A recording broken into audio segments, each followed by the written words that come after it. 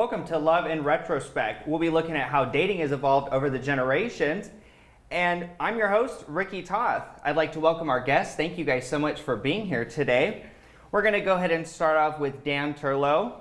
Dan, you are from our Generation Z. Tell us about yourself. Hi, so I'm Dan. My pronouns are he, him, or they, them. As you mentioned, I'm from Generation Z, and I'm very excited to be here. Thanks so much, Dan. Next, from the Millennial Group, we have Mary Bell. Mary, welcome. Thanks so much for being here today. Tell us a little bit about yourself. Well, my name is Mary Bell. My pronouns are they, them, or she, her. I am a femme-presenting, non-binary, neurodivergent, and professionally, I am a technical director. I'm also a teacher here at MSJC. Wonderful. Thanks so much for being here today. Lastly, we have Dr. Roy Mason. Roy, you are from our boomer generation. Welcome. Tell us a little bit about yourself. Well, thank you, Ricky. First of all, I kind of, as I was thinking about this, I thought, oh my gosh, I have to apologize to all the rest of the boomers. That I'm representing them. Our group. Well, first of all, there were so many of us, and secondly, it was so diverse. And I think a lot of people don't realize there was really two boomer generations. Mm-hmm. There was my generation, Boomer Ones, and that was post Second World War, 1945 to about 1954, and then there was Boomer number two, and that's basically my brother's generation. That in my case, representing that Boomer One generation, I probably have a very different approach than even my brother's Boomer 2 generation, and certainly different than everybody else that came afterwards. So your answers are going to, between Boomer 1 and 2, your answers are going to change a little bit if we ask maybe someone else of a different boomer. So we're going to jump into evolution of dating. And we're going to talk about how dating has evolved from our younger generation into our older generation. So what I want to talk to you guys first about the positive aspects. We're going to start off on a good note here. So what are some of the positive aspects of dating that you guys could say that you've noticed from each of your generations? That is a really challenging question because dating is canonically, according to TikTok, a very hard thing to do. Yes. I think for me, one of the positives is I'm not naturally a social butterfly. I'm in a party, I'm like a wallflower. I will watch the room. I won't necessarily participate. Are you one of those people, if there's a dog there, you're like, I will be hanging out? I'm the dog person. Yes. See? I'm also a dog trainer. It's okay. On TikTok too. People go nuts when there's a dog at a party and there's the one person there.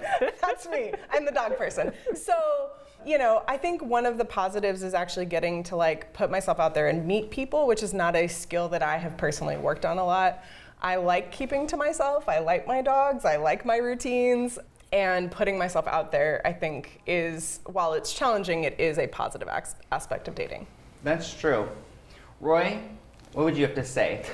Well, I think one of the most positive things about dating in my generation, and folks, you have to realize I haven't been on a date with anybody but my wife for the last 50 years. Okay, so my dating experience is pretty old, but in my generation, dating was very personal, and I don't mean that in terms of sharing all your secrets or anything, but it was in person.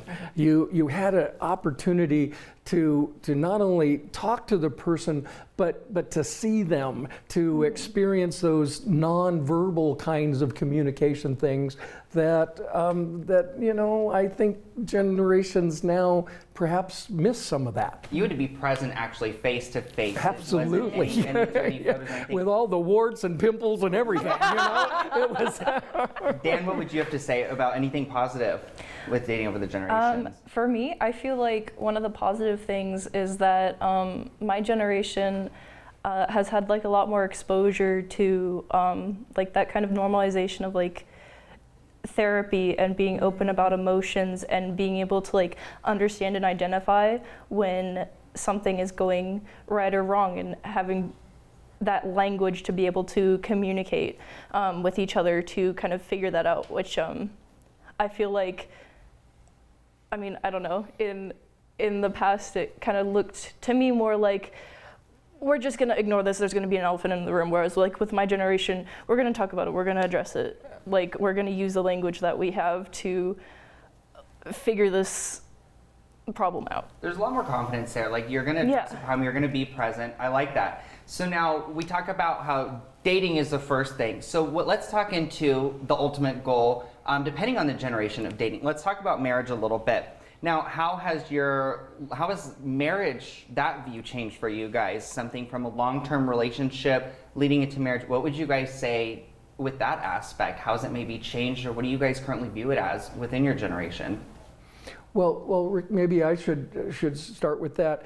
You know, when I think about marriage, of course, the role models that I had and my generation had were our parents, and you know that was the great generation. Those were the people that were born pre the Great Depression, and that marriage was something that was commitment, you know, and it was, and again, I feel like in my case, it was a very positive commitment, but their commitment was the basis of it. It was, you're going to commit to somebody for the rest of your life, and it was going to be in sickness and in health, and it didn't matter what all the rest of the stuff happened, you were going to be there for the rest of it. And I think that certainly in the Boomer 1 generation, that was the basis that when we got old enough to make that kind of was what that's what marriage was. And you had that role model, it seemed like, actually in the house, seeing mom and dad, and now you are role modeling that. How about Mary, Dan? You know, I think something that the millennial generation has done, for the better or worse, depending on your view, is there's been a lot of destigmatizing of divorce. You know, speaking of marriage, you know, divorce is an option that has always existed, but has socially been kind of frowned upon. And you know, depending on what generation you're in, it's almost shameful to get divorced. And I think the millennial generation has done a really good job of destigmatizing that, in the sense that if you are in a marriage that is dangerous or unhealthy for you and your health or you and your children, whether you are male or female or non-binary or whatever, that you are less likely to be shamed or ostracized for the choice of trying to escape that dangerous situation. And so I can appreciate the Boomer aspect of, I was raised by Boomers, both of my parents are Boomers, actually both Boomer generations. And so I can appreciate the commitment, and marriage is a commitment. And I also think I appreciate the kind of defend yourself in what is best for you attitude. I think too, between Dan, Gen Z, and you as a millennial, between you guys, mental health is something that's become really important, and we've been able to really see that. And you mentioned divorce, and that's kind of an act of courage right there. It takes one person. So our next, what I want to kind of phase into, we've kind of talked about the positives. What are some of the challenges that you guys saw within the generations when you guys were in those relationships, looking for a relationship? What is going to be a challenge you guys would say? Yeah. Well, again, Ricky, I look at those and growing up in the late 40s and the 50s was very different than being a teenager and a young adult in the 60s, because things totally changed. You talk about divorce statistics in the 1950s.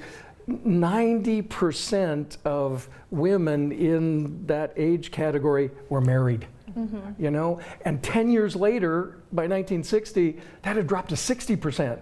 And so this incredible change, this revolution in just the relationships between people. So my generation went from commitment to the summer of love, and it was just wow, 180 degrees different. So that was it was really a different time to be growing up in terms of that. I mean, I think to tack on to that, part of that is some of the freedoms that women have obtained through the course of time, because in the 60s was about the time that women were allowed to get credit cards. And so financial freedom was a lot more readily available for women or female presenting people. And so I think, I think marriage is the ultimate goal for people who are dating, or for most people, at least a long-term commitment. I don't know that we necessarily need to call it marriage because it looks different for generations. But I do think it's interesting such a huge shift happened over the course of 20-ish years once women had the right to do things like get credit cards. No, that brings a different thing. Dan, would you have to add any challenges in there? Yeah, I don't really, honestly, because I'm kind of on the younger side, I don't really have like a whole lot of experiences. Most of the experiences with dating that I've had have been positive, and also I just kind of have a smaller dating pool because I'm both queer and transgender. So there's like, it kind of shrinks down. I don't, I was thinking before, I was like a little worried because I feel like I have like a smaller perspective on that than most people would. But if you had to take yourself out of the situation, and let's just say you and Dr. Mason, you guys switched places. Anybody at a younger age would be impersonable. You're still learning, so you're in a great stage right now too, where you're learning. So next, what I want to do is I want to talk, and we're going to go. This is going to be. I'm going to start off with you first. Okay. You're going to be the spotlight for this next one. We're going to talk about technology. So until the 90s, we did not have computers at our fingertips. I'm sure everybody has. It's two competitions. You either have an iPhone or an Android. So that changed from what we were talking about with you, Roy. You had to be present in the moment, or as they say, in real life. And now you're switching over to a technology kind of based dating. So let's talk about the websites, the social medias. How has social media changed dating? So Dan, let's start off with you. What social media platforms do you have? We'll start out with that. I mostly use Instagram for communication and staying in touch with people. Okay. That's like my main platform that I use, and then obviously TikTok. Those are like my main two. Okay. Perfect. Mary, what about for you? What kind of, let's see if we got some different social medias that you're in from Dan. I too am very much on the Instagram and the TikTok. But I also think that we could include dating apps in this topic. And I just met my current partner back in January on Hinge. And I have had mixed success with dating apps. We can talk about that or not. Yes. I don't. But dating apps are a whole different breed of social media. So yeah, I'm also on Facebook. I'm trying to think of anything else that I have. I think those are the main. Okay. Yeah. Roy, what kind of social media can we expect from you? I still use a telephone, my cell phone, to call people. So I have no social media. But technology really changed because the technology that I had. You got to remember, we didn't have a black and white TV in my house until I was 12 years old. We had one telephone on the wall in the kitchen, and it had a little egg timer on top of it. And if my dad was home, as soon as you got on the phone, he flipped that egg timer, and 3 minutes later, if you weren't done, he hung it up. That was our technology, and I mean, you had absolutely no privacy. And I look at it now, and I have some friends, widows, that have done it. They're now on those things, and it's really a mixed bag because it's so different for us to get ourselves out there like that. Where in the past we just didn't have those experiences. Now I have to ask you: do you still have a landline? Because I know a lot of people have gone away from them. Do you still have a landline? Yes. Okay. Okay. I'm hoping it's a cordless one. No more curly cues, right? Or it is definitely a cordless one. Okay. But it still has the old answering machine. Okay. Yeah. Okay. Love that. Yeah. So now when we talk about being on social media and it's all digital. You have filters now, you have things like Snapchat where you can do different things, you can apply a whole different thing to your face. What do you guys see that as being a negative? If I can almost label it as like a catfish, what would you guys say? Have you guys experienced any of that? Have you guys heard, seen? Let's talk about that a little bit with social media and how it can alter someone's appearance. It's a tricky one. It is a tricky one because it's kind of something that's out there, but it's a hard pill to swallow that it exists. Yeah, I mean, anybody who watches Netflix, there's a whole like reality TV show based around this, which is called The Circle. And it is a purely isolated social media competition type thing. And anyways, that's off topic. But, you know, I think there's a perception of like standardized beauty, whether you're female or male presenting. And I think that one of the challenges that I personally have run into is, you know, I am a rather curvy, tall human, and I am not the average stick figure model size 2 tall woman or tall femme presenting, and a lot of people tend to not want a curvier body or look down upon curvier or larger bodied people. And so I've definitely experienced negatives as far as that goes, where, you know, I've been on a date with someone and then it hasn't gone further for reasons beyond my control of they just didn't like how I looked or how I present myself. Boo. Right? Them, because, you know, it's one of those things where with social media, it's expanded our audience. Yeah. And, you know, you guys were mentioning those dating apps.